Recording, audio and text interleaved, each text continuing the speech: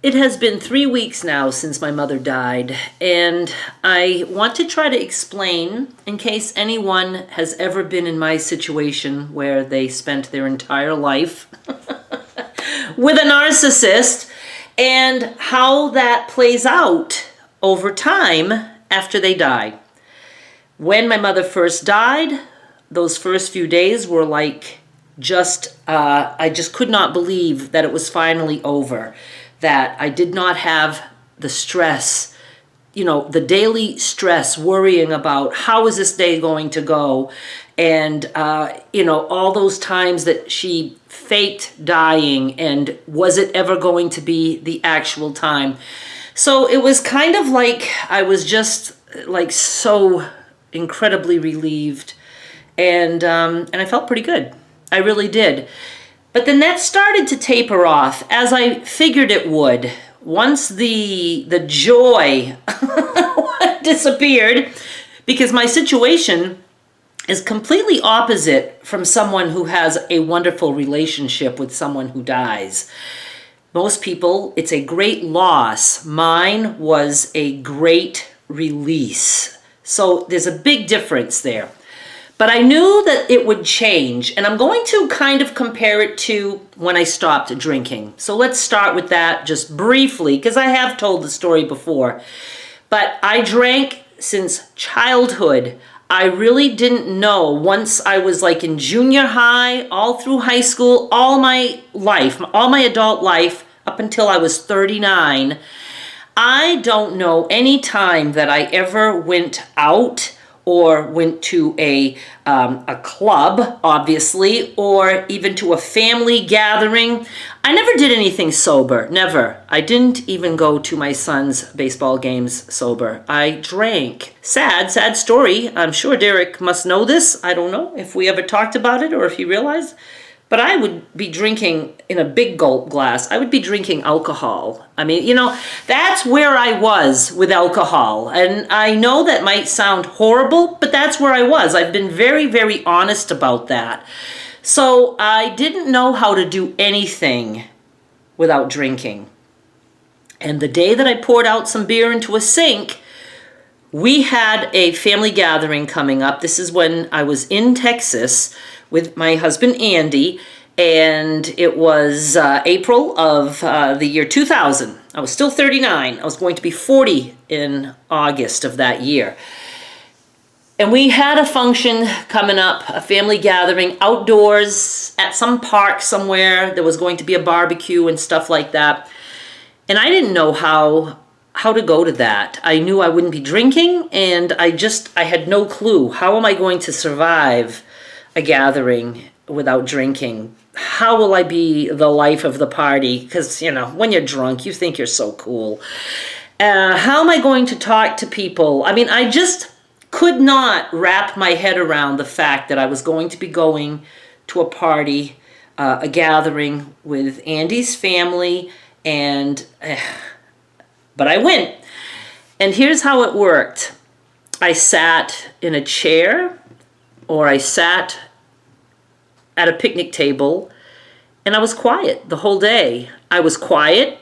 I listened. I looked around. I was constantly saying to myself, I'm here, and this is boring. It was so incredibly boring to me, but I really liked the opportunity to be sober somewhere and to see how that played out. Now, my husband was sober that day too. He tried the sober thing. Didn't last long with him, but he was that day. And I don't know. He wasn't really talkative even when he drank, so I didn't really notice like a change in him.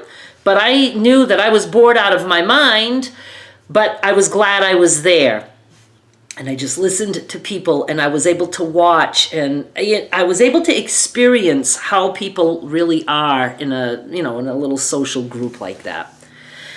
And when we went home that night, I remember laying on the bed and saying, I made it. And it was, quite a day. It was not just an hour. We were there for a big part of the day.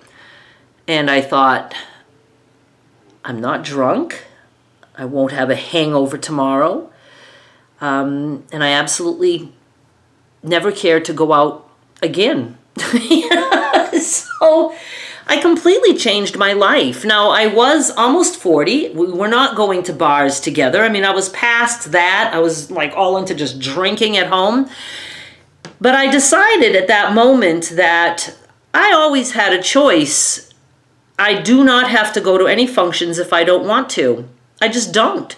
If there's another gathering, I don't have to go.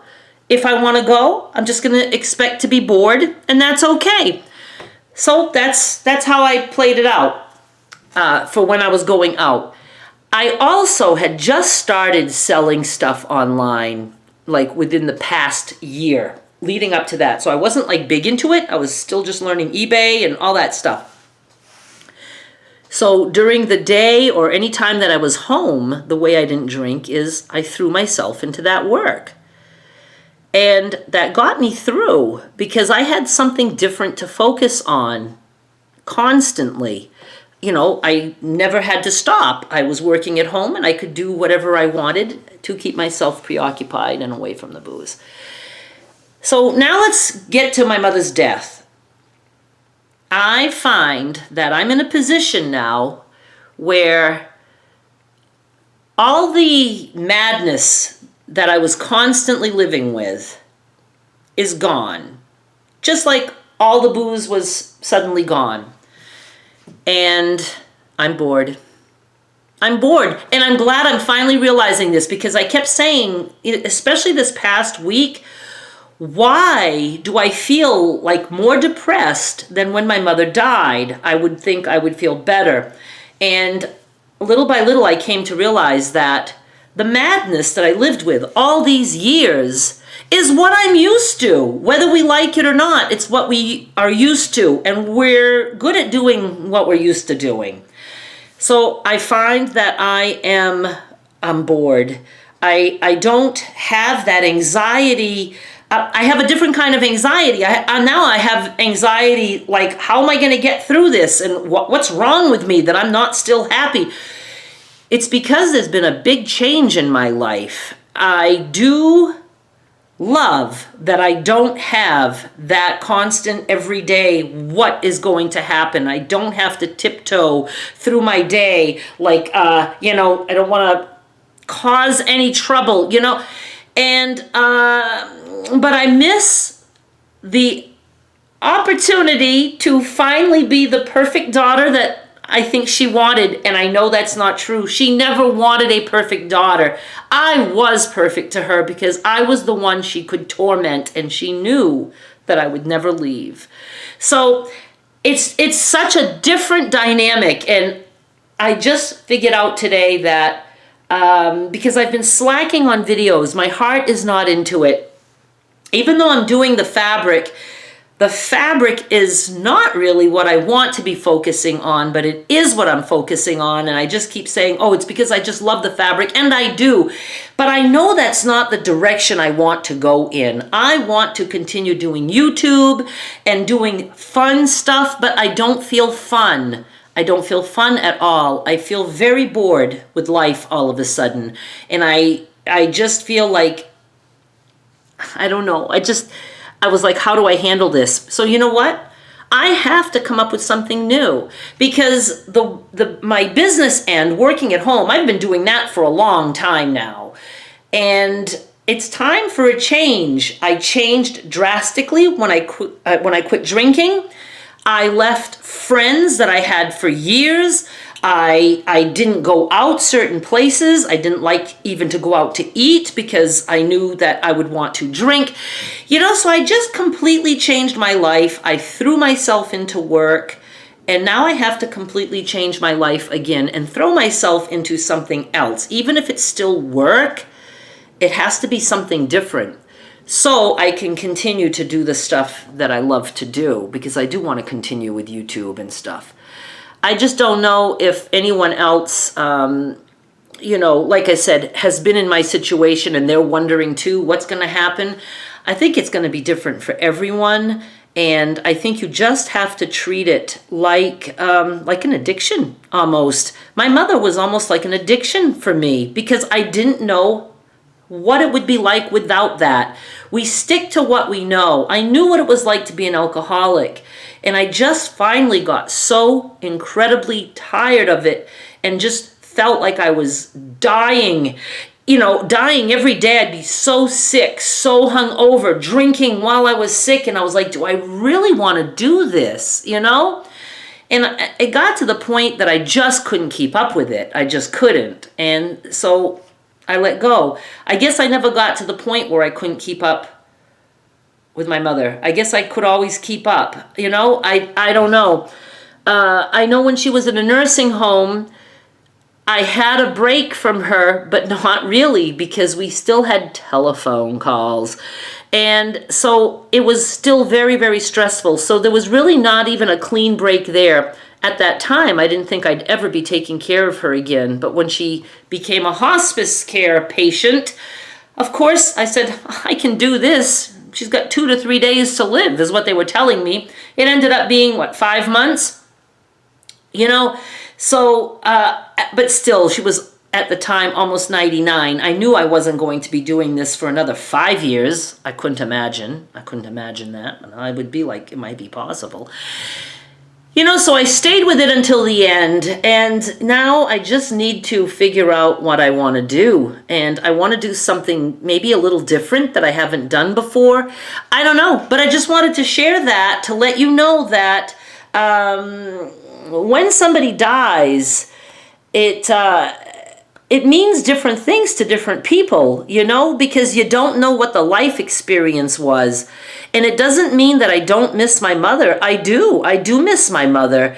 There were times where it would be, kind of fun to talk to each other, but I always knew this can fall apart. I knew I can't ever trust that this is going to be the norm now. I knew that. I've been with it for 61 years, so I knew how it was going to play out. But, there were times that I want to tell her, Engelbert is got a new YouTube video. You want me to show it to you? You know what I mean? There's things that I miss because I always tried to look for little things that could make her happy. And now my job is done. I can't continue to try to make her happy. It's over. So it's just it's hard. And there were days that I just I feel like I'm just going through the motions, and I don't want to do that. So I have to find some other motions that I can go through, if that makes any sense. I don't know, but I just feel better getting all this off my chest.